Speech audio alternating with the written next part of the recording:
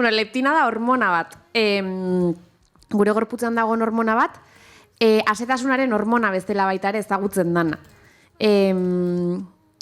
Zuk Googleen jartzen badezu leptina, agertuko zezkizun titular guztiak dira, obesidad y leptina, cómo combatir la obesidad, denak daude obesitatearekin lotuta edo obesitate kontzeptuarekin lotuta behintzat.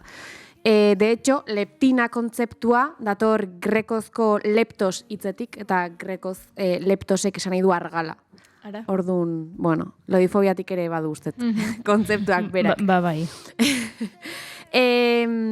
Gure gorputzeko grasak sortzen duen hormona bat da, eta asetasuna ematen digu, ez? Gero hitz egingo dugu bere antagonikoa den hormonaren inguruan, baina asetasuna ematen digu. Grasak sortzen du, grasatik odolera pasatzen da, eta odoletik burmuinera. Eta orduan burmuinari iristen zaio mezua, listo, jan dugu nahikoa, ez dugu gehiago behar. Eta orduan asetasun sentsazioa iristen zaigu.